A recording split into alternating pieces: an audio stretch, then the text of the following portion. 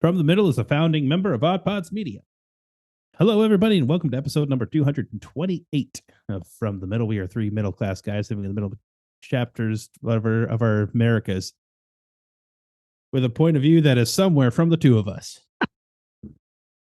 Corey's gone and you just collapse. It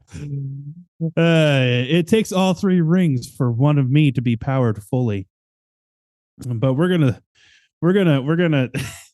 limp on through this one with a whole bunch of naivety and arrogance. That is the theme of the entire first half of this one, where we talk about people dressing up in Central Michigan uniform Mustangs costumes,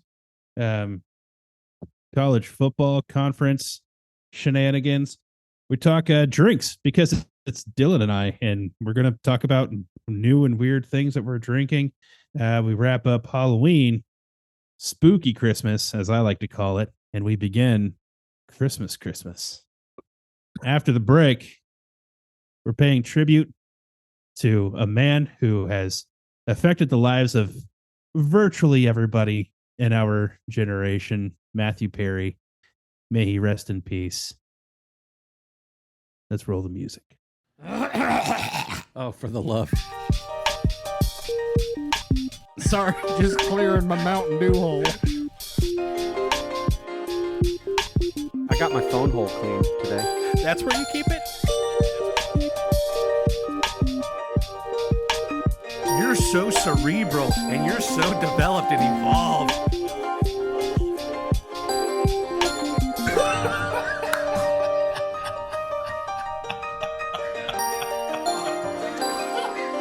From the middle after dark over here.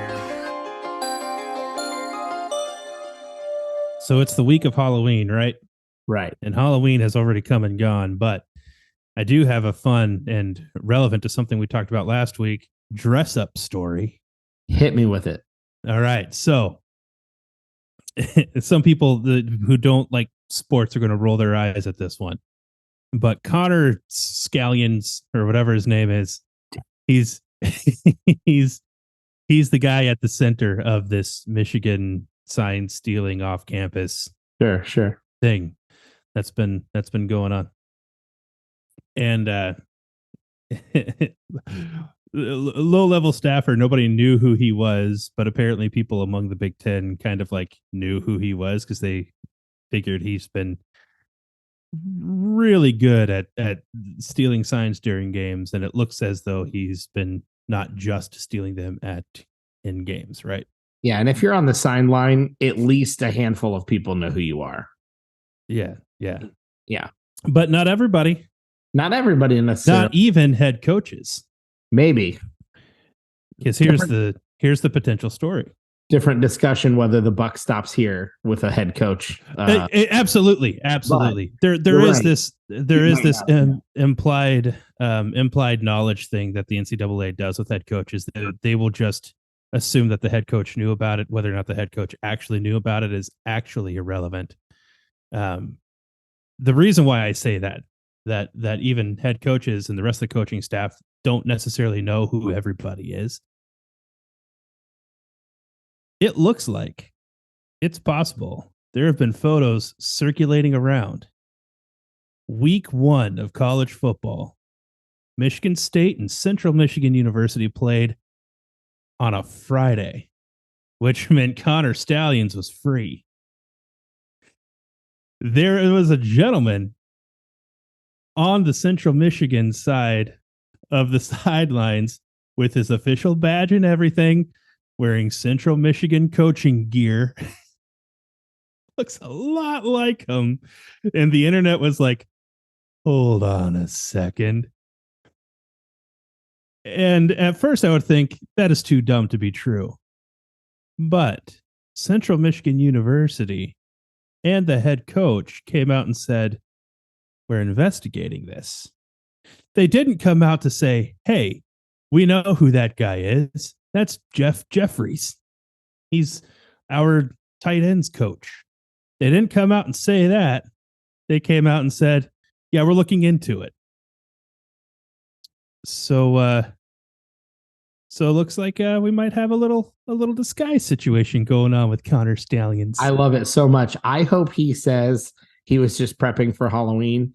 And look, I don't like scallions and I don't like listeria, so I don't know where this story's going. But I heard he had a 600-page manifesto as to where he thought things should go. Our little Spygate rap scallion, get it? Yeah. And I can't wait to see where this goes. And this isn't even like an anti-Michigan thing anymore. This is just how many times in the last, I don't know, 3 to 5 years have we said, if this were a sitcom or were a drama, the show would have been canceled because the executives would have said, this is too stupid. Nobody would believe that this was even happening. This is too dumb. You can't write that because no one would believe. It's not a believable plot. And here we are, right in the middle of it. And it's so amusing. This is the one thing where if it turns out to be him, this is to me the thing that that goes by far above and beyond the thing that like a lot of different pundits and a lot of different like ex-coaches and employees have said that like, yes, off-campus scouting is something that like it is a thing. And at the very least, people are very paranoid about it. And that's why they change their signals and those kinds of things before games. Like they're not doing that just in game. They're doing that before games because they're worried about this kind of thing. But to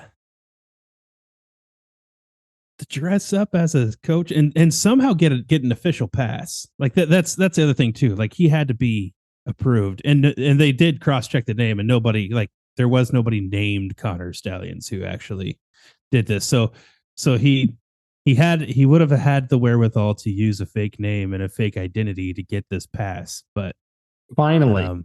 Unlike his buying tickets to game. Unlike his buying tickets, yeah. So do you think that he was in the Navy, right? Do you think there's a little bit of Ethan Hunt, Mission Impossible Navy SEAL thing going on where he thinks, he's like this kind of espionage spy? It could be. Do you think he thinks? I think he thinks that. If you've got a manifesto, you're at least a little bit out there. This guy, he seems very, I don't know. My leading theory, which is just a theory. At this point, I'm willing to accept any theory. But this story keeps getting crazier and stupider. Mm-hmm. And to the point that like I find it really hard to believe that the University of Michigan's athletic department and football program and Jim Harbaugh would have done this in this way, right? Yeah. So my theory is that this is a kid who recent academy grad, and he's the type of go-getter that really wants to get his name out there and wants to make sure that he's above. And like, I know people like this who would do something like have a bunch of my friends and family help me out, and I'm going to pay for tickets for them to go to games. I might even show up on a sideline myself and do these kinds of things so that I look like I know the game of football much better than I actually do, or that I'm much better at this job at sign stealing than anybody should be. And I'm going to take the credit for myself. Right. And so that's why the tickets would have been in his name. That's why he would do something as stupid as go to another sideline, because he figures he's a relatively anonymous person. Nobody knows who he is. But then this all comes out and now all of a sudden people know who he is. And I don't think he had the forethought of that. But that's my leading theory. And that Michigan football probably had he's really good at sign stealing. And we're kind of afraid to ask him how he's so good at the sign stealing. So we're just going to leave it alone. Like, I think that's probably Michigan's sin in this, is that they didn't want to know the truth as to why this guy was uncannily good at sign stealing. Yeah. I don't know. That's my theory. At the bare minimum, an OC or a DC, one of the coordinators is going, Who said to run what? Who is what? How does he? At bare minimum, I feel like one of those two knew, if not both. You're not taking orders from a nobody on the sideline. Well, everybody, all teams have somebody whose job it is to watch the opponent's sideline in game and try to decipher signals.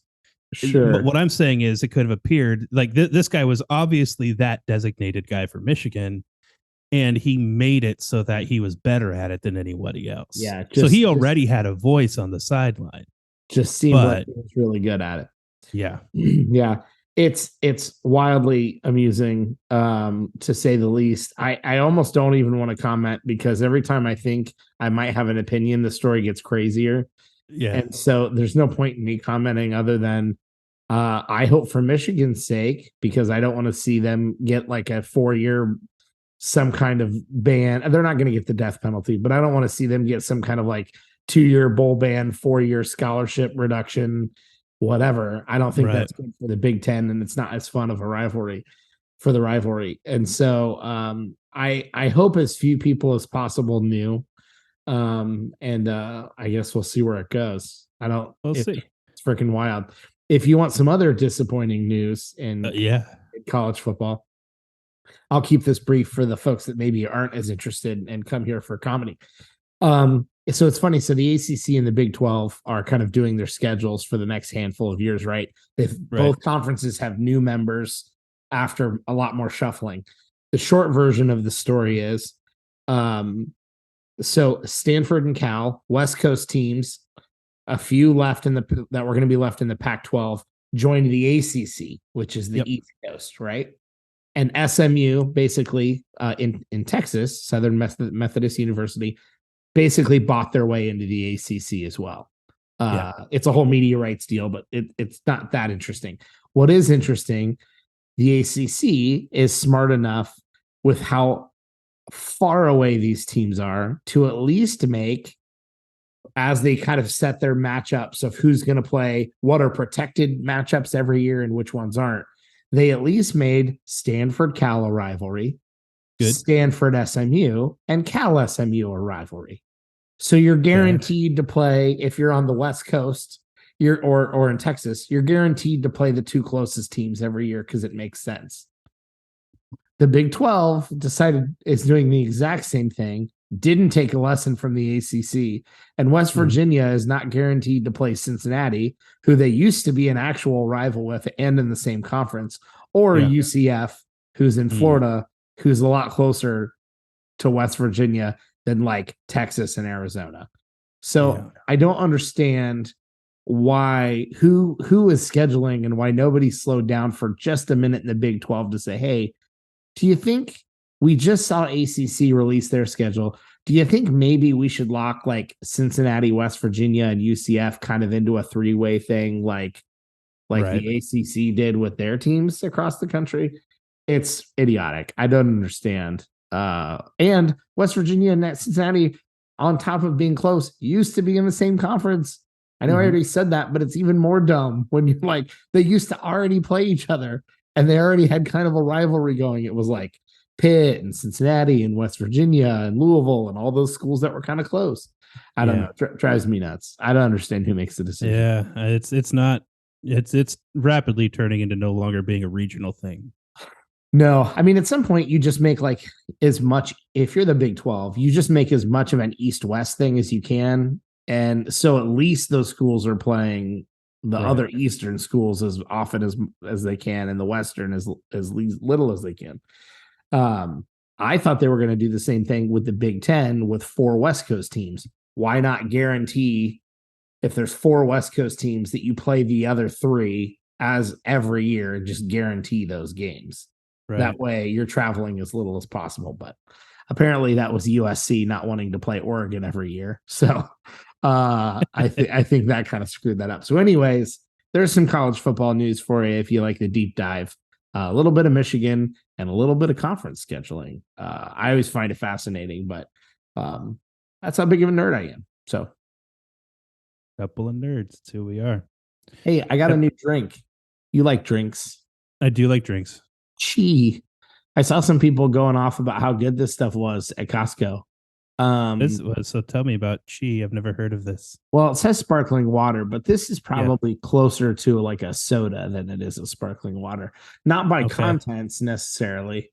Um, but it's made in China and distributed by a place in California. It's pretty weird. This one's got, I don't know what that berry is. Do you know what that kind of berry is called?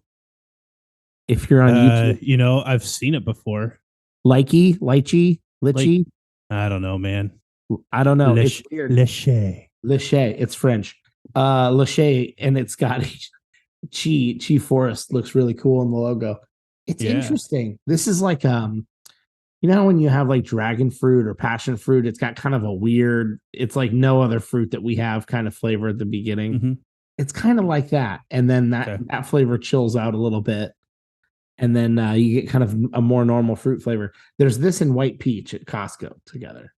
Okay. Really, really interesting. If you like trying new stuff, there's no sugar in it, and it says sparkling water, but it's more like a fruit soda, I think. I know you like drinks. I don't know if people listening like drinks, but check it out. We love drinks, so we're gonna talk about drinks. Talk about what we want to talk about. Speaking of drinks, I recently purchased. Have you ever had Mexican hot chocolate? I know I haven't. That sounds intriguing. Yeah, so Mexican hot chocolate is a thing. Some people know that, and some people don't.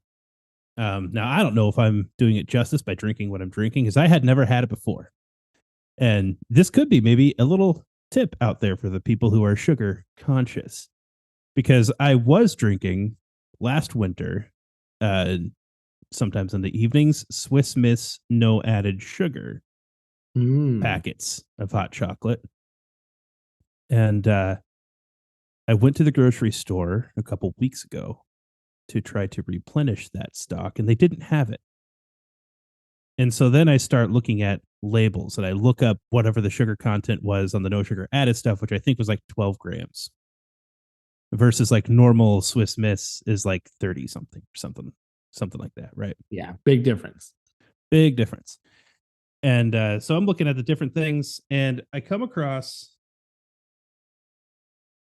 abuelita, maybe. I'm pulling it up. Grandma's? Abuelita, yeah, abuelita. Come across this. This is the Amazon link, but okay, yeah, grandma's that stuff, new. Which I've seen that before. I think it's like in every grocery store. It's a Mexican style hot chocolate, and basically it's got a little bit of spice to it. It's got a little bit of cinnamon maybe in it, and it has far less sugar. It had like 16 or 18 grams of sugar in a packet, so like a little bit more than the stuff I was drinking last year, but still like half of what regular hot chocolate is. And this isn't like a light version or anything. It's just what it is. Interesting. So, yeah. So I'm trying it. I'm really digging the Mexican hot chocolate. I gotta try this now. That feels like something. As long as it's a subtle spice, that feels up my alley. It is. Do you mix it with water or milk? What's the instruction say? Just water. Water. Do you ever mix it with milk? I mean, I know that I've done it before, but I would say like within the past, decade, I would say not even sometimes. It's just always water. It's just always. I can mix. This is. I feel like this is a lot of people are going to disagree. I can mix hot chocolate with water. I can't do like protein powder with water. Ain't happening. Can't do it. I need I need almond milk or dairy milk or something. I can't. There's not enough powder in it to make it taste not watery. And I don't know why it's okay with hot chocolate, but not. It's got to be about something. How much extra sweetness is added, or there's probably the protein stuff might not have artificial stuff in it to make it more flavorful. I don't know. That could be. I mean, so like I'm guessing, speaking entirely out of ignorance here, that a packet of hot chocolate mix is basically going to be like, I think of three ingredients. That there's cocoa powder in there. Yeah. There's like granulated sugar in there, and there's like something akin to like powdered coffee creamer in there. And so you have kind of like a dairy substitute-ish kind of thing already in the packet. And so all at once, you're making like a cream milk-ish drink and adding chocolate and sugar to it. Yeah, So that's what I'm thinking, is that maybe you're kind of in a way making a reconstituted chocolate milk when you're making hot chocolate with water.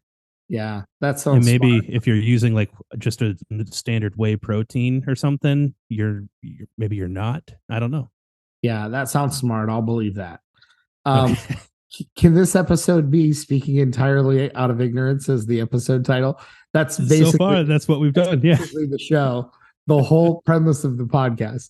Speaking entirely out of ignorance. You summed I it up. heard that glue sticks give you cancer. Did you hear about this? I'm not. Um, I'm not one of these oncologers or anything, but yeah, yeah. as a matter of fact, I dropped out of college. But Yeah, it's not rocket surgery. Um, speaking of not cutting back on sugar, did your kids load up for Halloween? The oh costumes my went gosh, well. They yeah, did. yeah, they did good. So we already talked about the karate party a couple weeks ago that happened. Halloween party. This year we didn't do any of the other things. We didn't do any other trunk or treats or anything like that. And Okay. usually our calendar gets filled up with those kinds of things. This year we didn't do any of that. We did our regular trick or treat night, which every year that we've had kids so far, it's been my parents would come over to our house and hand out candy from our home as we take our kids out. And so that's been fun.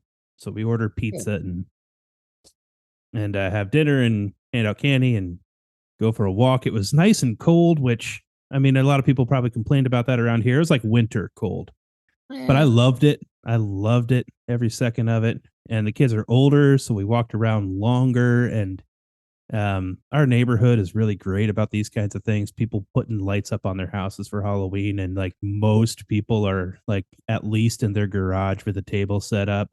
Yeah. You're not ringing a whole lot of doorbells. People in cul-de-sacs are all joining together and just like setting up a couple tables and a fire pit in the middle of the cul-de-sac.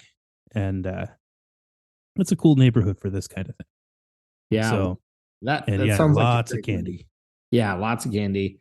I think I told you, maybe I didn't. We're recording this the week of Halloween.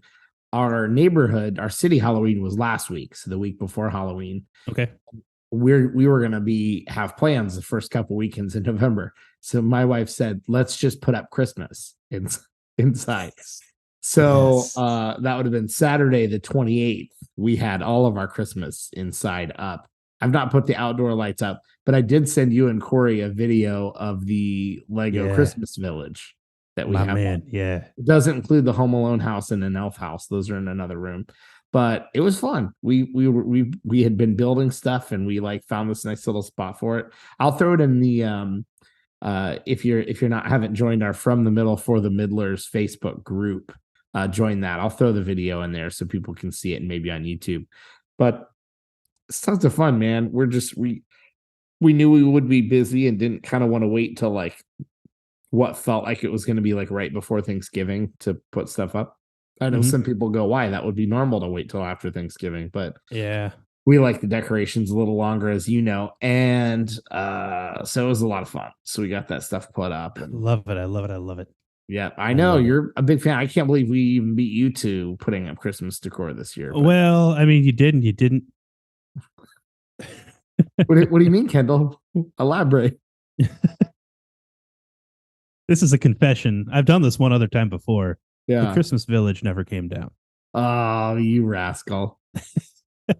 Because that's like up on a ledge. It's up on a ledge. It's ladder work At to your get house, that yeah. to get it all up and down, and an intricate wiring situation, and very it feels like a very volatile situation when you're up there, because if you've ever put like a Christmas Village together, each one has its own little individual bulb, and it's on this like strand of like 6 individual bulbs, and so you can't tug or pull or anything. And I'm on this thing where it's literally just like a beam that goes in between 2 rooms, and it's only like a foot and a half wide, and I've got like houses facing out on one side, houses facing out on the other side.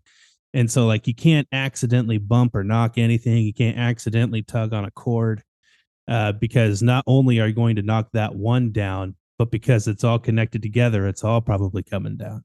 Yeah. It's really annoying to take down and put back up. And I don't know, after it was up for like a couple months after Christmas, eventually just the decision mentally is made, it's just going to stay there. So it's still up. I mean, I still have to do like a couple things to actually get it lit back up and like get the electricity hooked back into it and things like that. But the hard part is already there. Good for you. You had us beat by about 15 months or whatever it was. I don't know, however long. That's definitely cheating though. But I do have a couple little office decorations sitting out. Yeah. I've got another one of these but bigger that my mother-in-law got for me a week ago.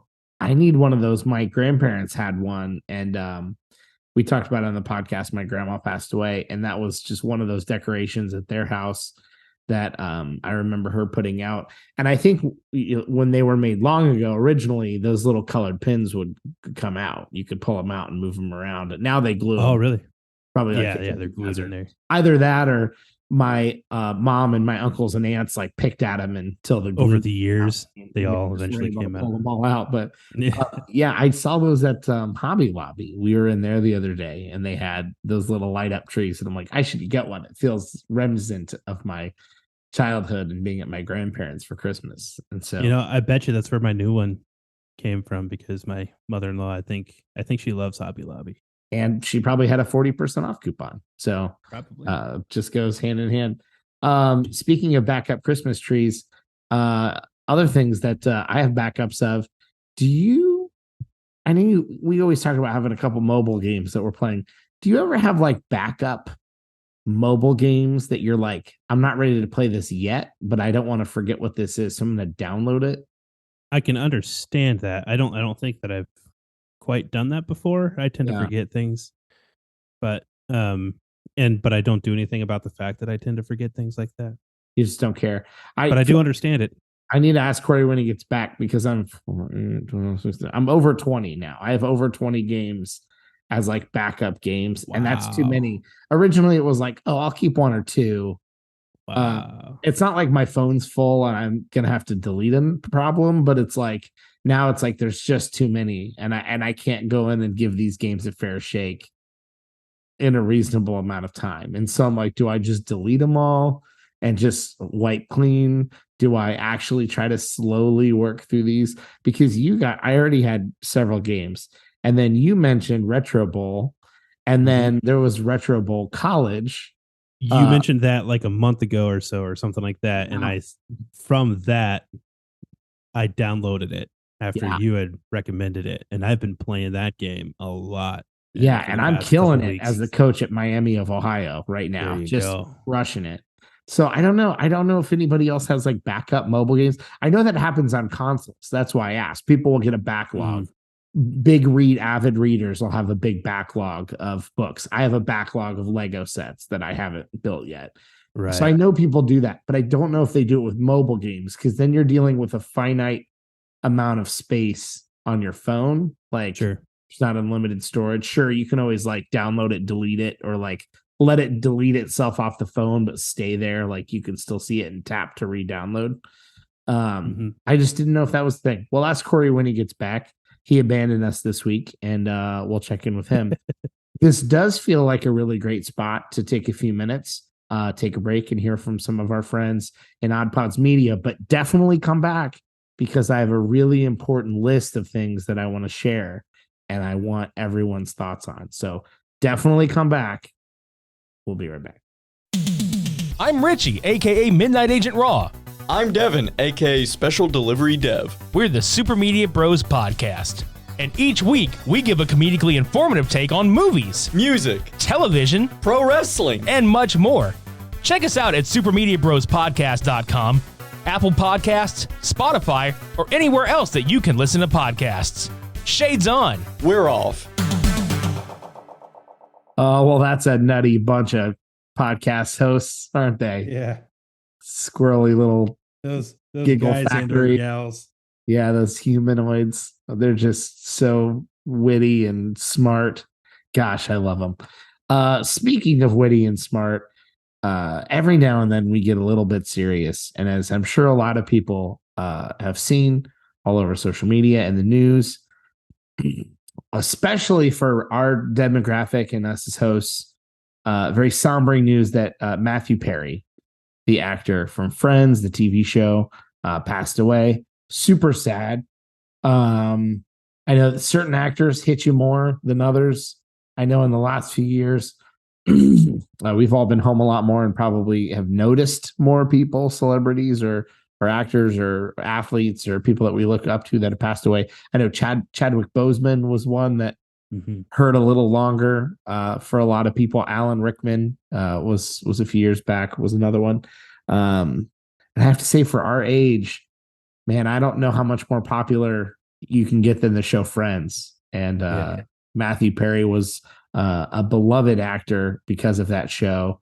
And I mean, everybody's favorite character. I mean, yeah, I seriously, as I've been thinking about the time that show was on, and when I was watching it, I was too young for probably the first half of the show. I was picking it up later on.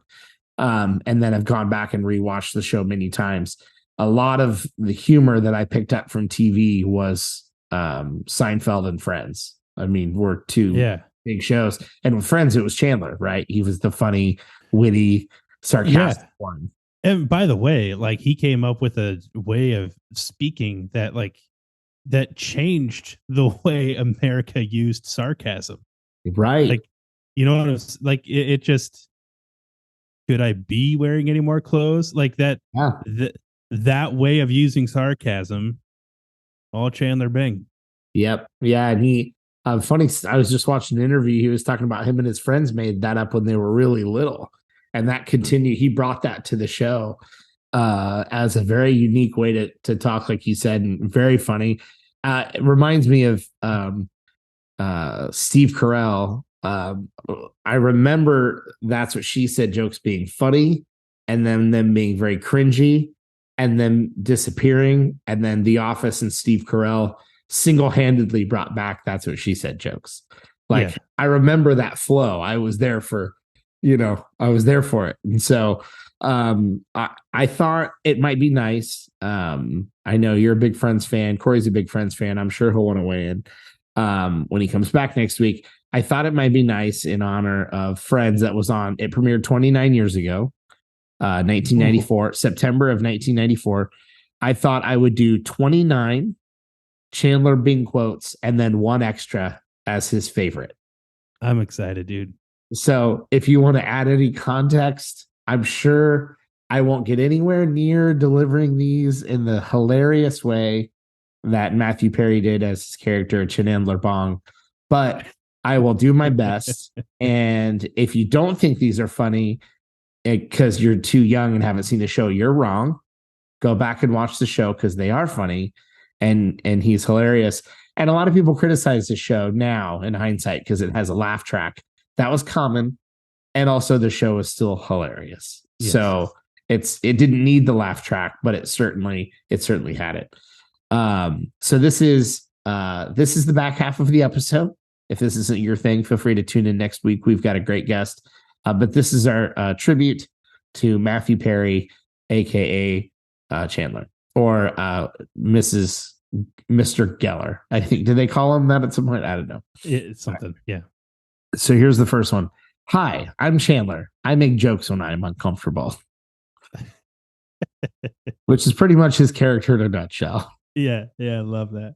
All right. Chandler says, "Oh, dear God, hold on. There's something different." Ross says, "I went to that tanning bed your wife suggested." And Chandler responds, "Was that place the Sun?" Again, you would have very much needed his delivery on these. I'm going to his delivery. I'm going to apologize one time in advance for not delivering it like I want to the first one that you had mentioned where like he kind of like uses humor to kind of like honestly open up a little bit into his character, but like in a way where you don't know if to laugh at it or to cry with him was something that he did. Like, I stole one of his lines that I use in my everyday life sometimes just because I think it's hilarious to see what people's reaction might be to it. and that is like I'll tell like a self-deprecating joke, and then somebody will laugh, and I'll be like, I often will say I use a sense of humor as a defense mechanism. Yeah, yeah, that's exactly it. And he was very, very much that. I don't know the exact. I don't know the term that people always use. It's sort of the depressed clown, sort of stereotype as an actor, like Robin Williams type or Chris Farley type. Matthew Perry dealt with a lot of his own really heavy stuff. Not going to get into it. Not the point of this. You can go look it up. He has a book. He talks about it. Go read it. But he dealt with a lot of serious stuff. You can see his weight fluctuate throughout the show. And he said, you can tell when I'm dealing with stuff and when I'm not. And so he very much was that like uncomfortable, hilarious, probably didn't know how funny he was, and how comedic, and how perfect a lot of his delivery was. Number 3, I tend to keep talking until somebody stops me. Number 4, I can handle this. Handle is my middle name. Actually, Handle is the middle of my first name. The writing is brilliant. I wish I knew how much he ad-libbed over the years, like what percentage did he just start throwing it. I know he was funny enough to do it, but all credit to the writers too. Ross, this is number 5. Ross says, what am I going to do? This is a complete nightmare. And this, well, Chandler sums it up perfectly. Chandler says, I know, this must be so hard. Oh no, 2 women love me. They're both gorgeous. My wallet is too small for my 50s and my diamond shoes are too tight. Ross dealing with having plenty of love interest. Number 6, I'm full, and yet I know if I stop eating this, I'll regret it. If you don't know what that's from, that's the cheesecake episode showing up at the doorstep. And I can't think of many foods from shows or movies that I wanted more than that cheesecake every time I saw that episode. Chandler and Rachel made it look so good. Yeah. They did a great job. I'm not great at the advice. Can I interest you in a sarcastic comment? Oh, beautiful. Number 7. Number 8, Monica. Unbelievable. Why is your family Scottish? And Chandler says, why is your family Ross? Also, I know that there's one that I omitted. I use it all the time. It's Monica bursts in, or no, Ross bursts into the guy's apartment and says, this is off the list, so this does not count against the 29 years. Hey, Chandler, Monica's looking for you. She said something about Crummies. And he goes, no, I was so careful. That's one of my favorite. We use Crummies all the time at my house. Number 9, Chandler says, what must it be like to not be crippled by fear and self-loathing? That's probably another one of those moments that you're seeing a little bit of real Matthew Perry shine through, unfortunately. Number 10, Joey is using a power drill. You didn't get me. It's an electric drill. You get me. You kill me. Because he almost struck Chandler with the drill. I think in the head, if I remember the scene right. He goes on the other side of the wall. Yeah. So good. Number 11, Ross, what are you doing tonight? Chandler, why don't you have I butchered that. Let me start over. Ross says, what are you doing tonight? Chandler, why? Do you have a lecture? Ross, no. Chandler, free as a bird. What's up? Of course, nobody ever takes an interest really in Ross or Chandler's work, to be honest. I think Joey being an actor kind of takes the cake as far as profession. Nobody's really interested. Chandler, so it seems like this internet thing is here to stay. That was number 12. Number 13, I'm glad we're having a rehearsal dinner. I rarely practice my meals before I eat. That's one of those that like an uncle would say at a Thanksgiving that would go totally under the radar, except for like the one person who heard him and lost it. Like, right. Yeah. That was just one of those great one lines. Ross, don't you want a washboard stomach and rock hard pecs? Chandler, no, I want a flabby gut and saggy man breasts. I think they're trying to get out of their gym membership on that one. Yeah. I want to quit the gym. I want to quit the gym. Number 15, Ross, can I borrow your blue tie? Emma spit on mine. And Chandler says, okay, but you'll have to give it back when I get a job. Of course, by then, ties will be obsolete and we'll all be wearing silver jumpsuits. Number 16, back to the gym. I'm a gym member. I try to go 4 times a week, but I've missed the last 1,200 times. Oh boy. I wonder how many people are still out there paying auto monthly, whatever. If you're not on a prepaid card to get out of that, you just need to switch to a prepaid card, load it up for as many months as you want the membership, and guess what? It's canceled at the end when they can't get their money back anymore. Yeah. Yeah. And I'm not saying you should go when you're not paying. I'm saying that's a great way to get out of it at the end when they try to add 74 steps to you canceling your gym membership. Or the worst is you can't cancel online. Yeah. And they make you gotta call. come in when a certain person is there and yada yada yada. Number 17. I think for us, kissing is pretty much like an opening act. I mean, it's like the stand-up comedian you have to sit through before Pink Floyd comes out. Oh, jeez. Number 18, Monica says, I think I'd be great in a war. I'd like get all the medals. And Chandler says, before or after you're executed by your own troops. That's that good old love-hate thing. Number 19. All right, I took the quiz, and it turns out I do put my career before men. Gosh, that's so funny. Number 20. Phoebe, for your information, this happens to be a pain like no man will ever experience. Chandler says, I don't think you can make that statement unless you've been kicked in the area. God only meant to be treated nicely.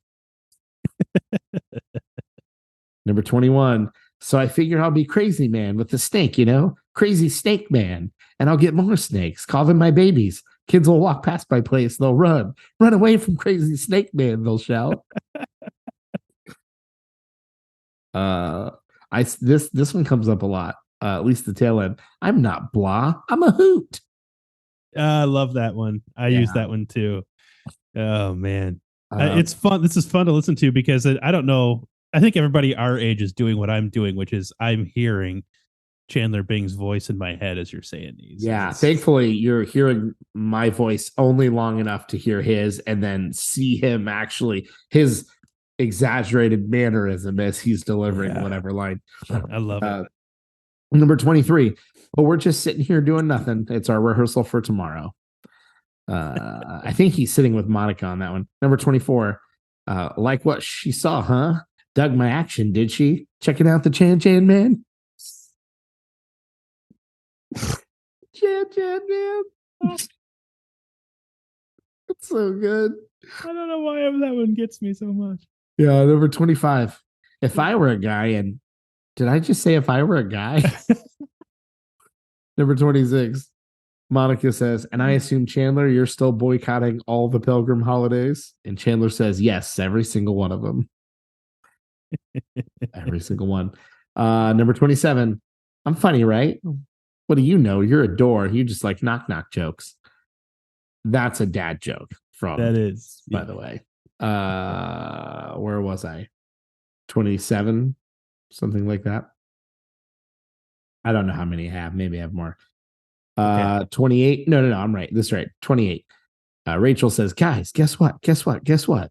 Chandler says, the 5th dentist caved and now they're all recommending Trident. Okay. Number 29. Joey says, I need to organize my thoughts. And Chandler says, your thoughts? Plural? And last but not least, number 30. So that was for the 29 years of Friends. This is what Matthew Perry said was his favorite line he ever delivered in the show, which was, you have to stop the Q-tip when there's resistance. So there it is, our little tribute to Matthew Perry. I'm sure there's a million more funny lines. If you're listening and you love the show, we would love to hear. Message us, email us, voicemail us, whatever. If you're anything like me, I've probably watched the show 10 times. And so, that news for me almost felt like I lost a friend, a real friend. And it's weird. It's weird to feel like you've never met somebody yet. You know them really well because they were such a good actor. They, you saw them on TV, or you were friends on social media or whatever. So if you love the show and you have any moments you want to share, or clips or anything like that, let us know. And we'd love to share it back out. I'm sure YouTube already has like the best of Chandler Bing videos, like a million of them, where you can just go sit and watch Matthew Perry deliver one-liner after one-liner for hours on end. Yeah, those will be really easy to find right now for sure. There's I know there's one that always tickled me. It was I think in a gag reel where he just walks out of the bathroom, and as he's walking out, he just says, "You guys got to come see this." I love that kind of bathroom humor. It's so good. Or like he's in the bathroom and he just yells out to like Monica and Rachel and Phoebe, like, "Do you ladies have a tape measure?" Yeah, there's an unlimited number. That's why I want people. That's why I want people to share their favorite clips and stuff. Just do it on the send it to us wherever, and then we'll try to throw it in the Facebook from the middle for the Middlers page. So maybe we can post some stuff in there. There's so many, and there's so many story arcs with him from the show that I remember. I mean, just moving apartments back and forth, and like moving in with Joey. Then they take the girls' apartment.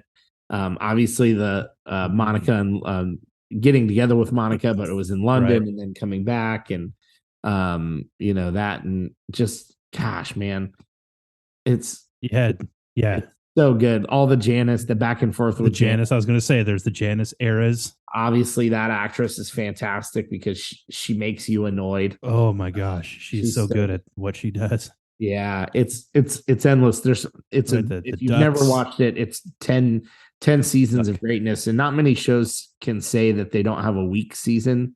I really don't think Friends has a weak season. Yeah, they could have kept going forever. Yeah, and the reunion. I think we talked about the reunion very early on in the podcast. They did the reunion on HBO. I don't think that was really what most people wanted. Sex and the City came back with like multiple movies after the show had ended. I think ideally Friends would have gotten that. I'm glad they did the reunion. It really wasn't what I think a lot of people were. It wasn't when people heard Friends reunion. That's not what they were thinking. That's not what they wanted or were thinking at all. I'm glad they at least got to do it, because I think coming together for that thing was like the first time they had all been back, all six. I think they had gotten as many as 5 in one place at the same time, but not all 6. And so I think that was the first time they all had been together since the show ended. And now that he's gone, they don't ever need to do an actual reunion show. It just wouldn't be worth it. It wouldn't. They shouldn't. They shouldn't. They wouldn't. They couldn't recast. You wouldn't want to explain it away that he's not there, and you wouldn't want to just come out and say he's gone, because I think that would, I think that'd be too sad. So that's what we got as fans. That reunion and the reruns are it. It was a great show. That's what I got for a show that was that big of a pop culture icon, defining senses of humor, hairstyles, clothing styles for a decade and much longer is a big deal. So that's all I got. Indeed. I think that's a wonderful place to end. I was thinking about maybe, as the anti-Starbucks guy, going into the list of the new Starbucks drinks that drop tomorrow. But you need Corey to weigh in on that too. I'm too much of, we need Corey back in a couple weeks, and we can I'm not going to follow the Chandler Bing tribute. No, well, the Matthew Perry thing with that just doesn't seem right. I get it. Well, thank you everyone for listening. We have a ton of fun doing this podcast. We hope that you'll share links to our episode wherever you listen and wherever your friends listen. We're literally like on every streaming thing, like YouTube and Pandora and iHeart and Spotify and like Apple Podcasts. Pretty much wherever you can listen, we're there. So send your favorite episodes and clips from your favorite episodes to your friends, and share our show. We'll be there for you. because you've been there for us too. Do do do do do do do do do. Bye.